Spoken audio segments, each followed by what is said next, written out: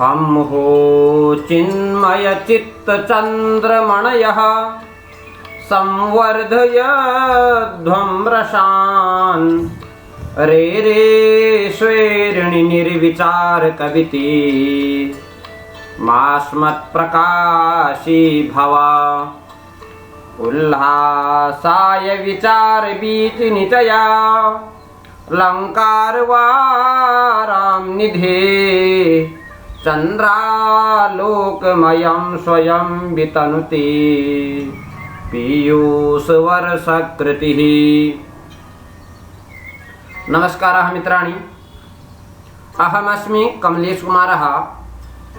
भवतां संस्कृत साहित्य चैनले स्वागतम् अभिनंदनम्। अद्य पुनः जयदेव मते गुणस्वरूपम् आदाय भवतां पुरस्तात् वर्ते। आज जयदेव के मत में गुणों को लेकर के आपके सामने प्रस्तुत हूँ। जयदेव के मत में गुण 8 हैं।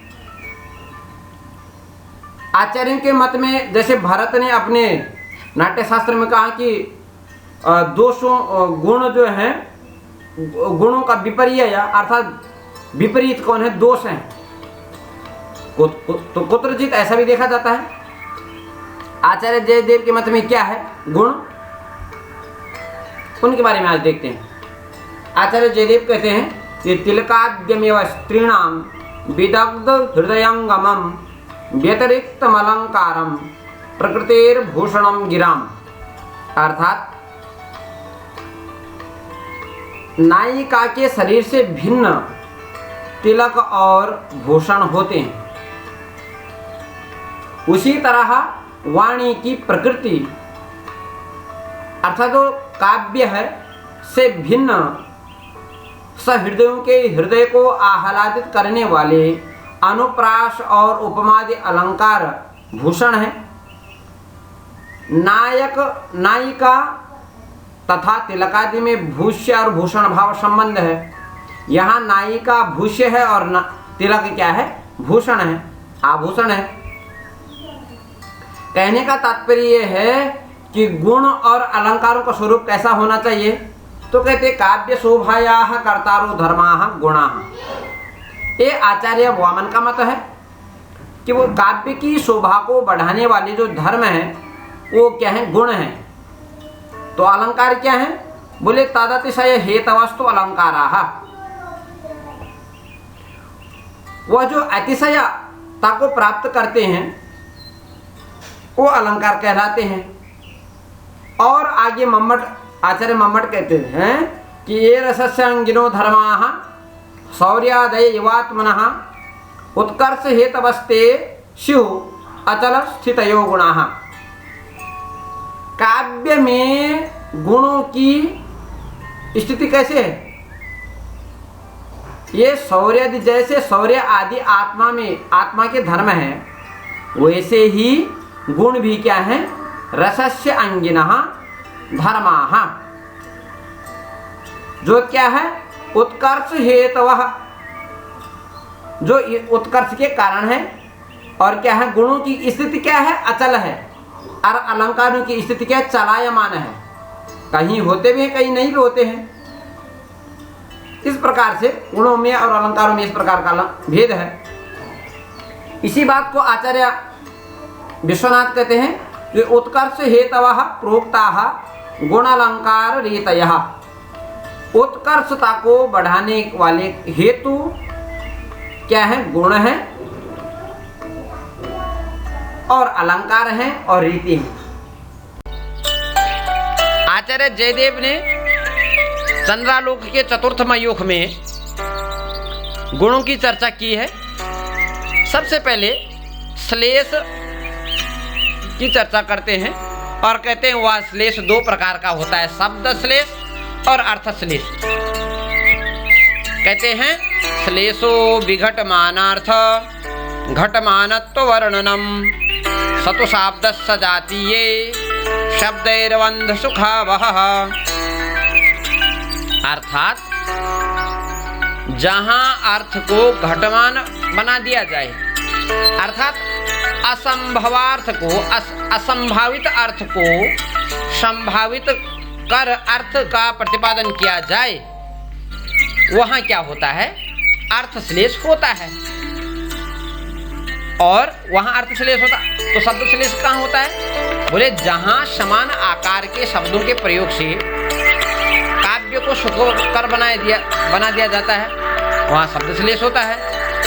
उदाहरण के द्वारा देखिए, उल्लसत्तनुतां नीते नन्ते पुलककण्टकैः भीतया मानवत्येवा श्रेयस्निष्टं हरिं स्तुमः। प्रस्तुत वाक्य में माननीय लक्ष्मी के द्वारा स्वतः हरि का आलिंगन संभव नहीं है,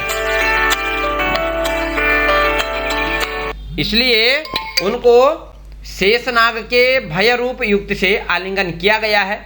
अर्थात संभव अर्थ की घटना के कारण यहाँ क्या हुआ है? अर्थश्लेष हुआ है। तथा अर्थश्लेष, शब्दश्लेष बोले जैसे नीते नन्ते पदों में अनुप्रास के कारण समान आकार के वर्णों का प्रयोग हुआ है। आचार्य जयदेव आगे प्रसाद और समता गुण का वर्णन करते हुए कह रहे हैं, प्रसाद का स्वरूप कह रहे हैं कि यस्मादन्तस्थितः सर्वः स्वयं अर्थो वभासते सलिलस्यैव सूक्तस्य सप्रसाद इति स्मृतः। अर्थात जिस शब्द के द्वारा उसके अंदर गूढ़ रूप में रहने वाला अर्थ स्वयं ही क्या हो? अवभाषित हो जाए, उसको क्या कहते हैं? प्रसाद कहते हैं। जैसे निर्मल जल के भीतर रहने वाली वस्तु स्वतः ही प्रकट हो जाती है। आगे करें, समता गुण किसे कहते हैं? तो कहते हैं समता अल्प समासत्वम वर्णादि तुल्यताथवा श्यामला कोमला बाला रमणम शरणम गता। अर्थात जिस रचना में अल्प समास हो या समास का अभाव हो, या दोनों अल्प समास हो या असमास हो दोनों, या जहाँ वर्ण मात्रा और स्वर आदि के कारण वर्णों की तुल्यता या समानता हो, वहाँ समता गुण होता है। जैसे कह रहे हैं श्यामला कोमला बाला रमणम शरणम गता। कहते हैं कि कोई श्याम वर्ण की कोमलांगी नायिका अर्थात बाला नायक के शरण में पहुंच गई है। आगे जयदेव समाधि का वर्णन करते कह रहे हैं कि समाधि अर्थ महिमा लसद घन रसात्मना स्यादंतर्विशता येन गात्रमंकुरितम शताम।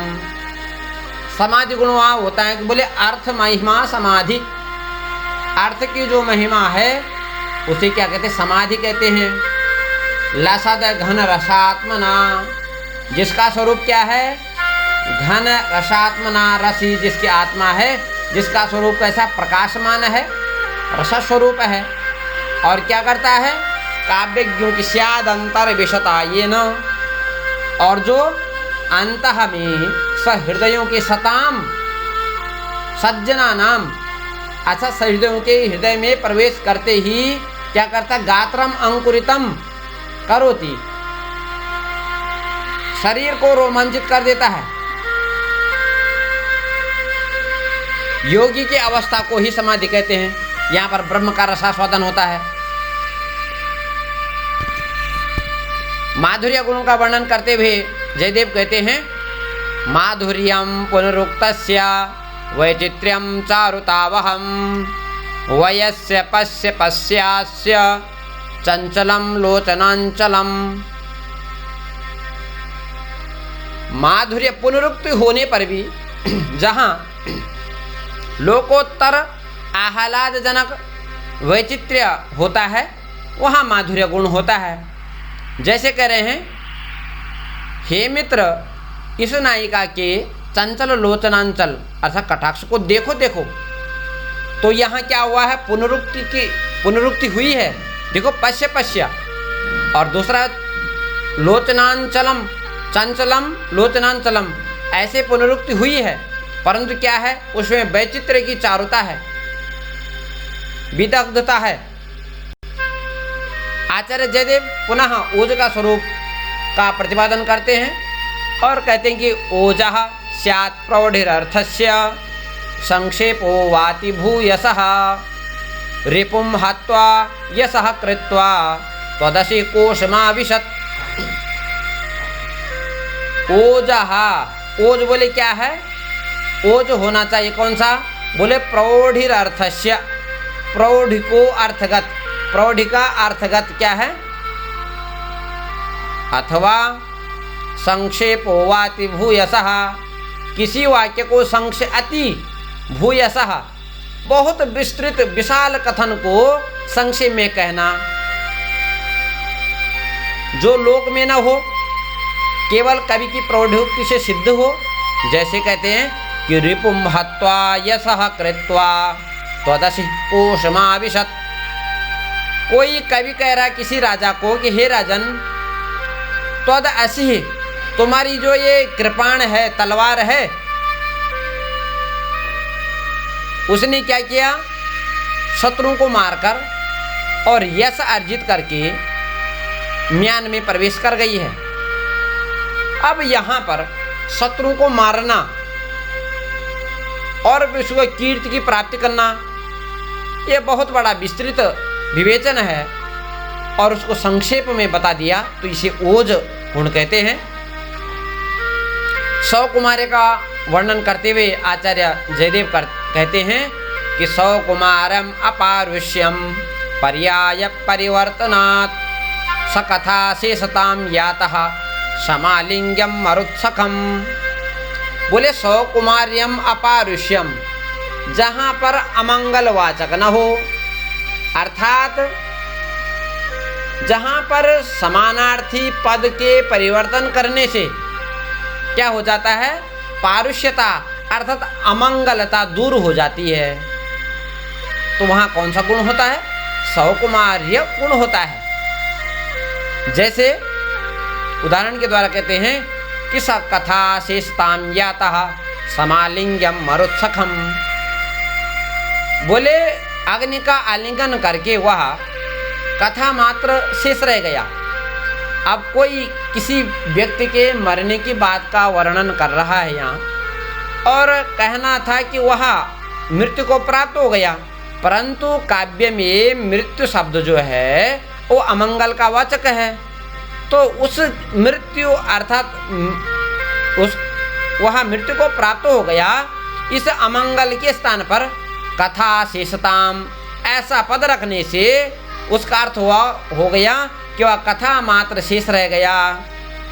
ऐसा करने से अमंगल अर्थात पारुष्य का परिहार हो गया, और वहाँ जहाँ पारुष्य का परिहार हो जाता है वहाँ क्या होता है, सौकुमार्य गुण होता है।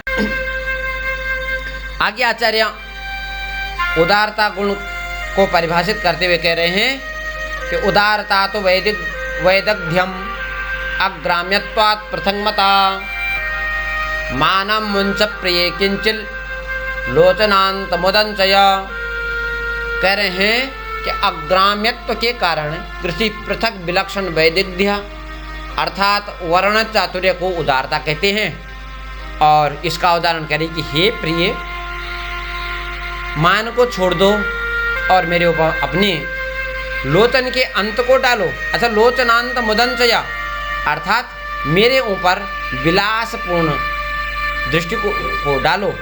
तो यहाँ पर विलोकय पद जो है वो ग्राम्यत्व को बोधित करता है, परंतु उदंचय कहने से ग्राम्यत्व का परिहार हो जाता है। तो यह उदारता गुण कहा गया। आचार्य जयदेव के मत में 8 गुण हैं और उन्होंने कांति को, अर्थ व्यक्ति को उन्हीं 8 गुणों में समावेश किया है। अस्तु, धन्यवादः।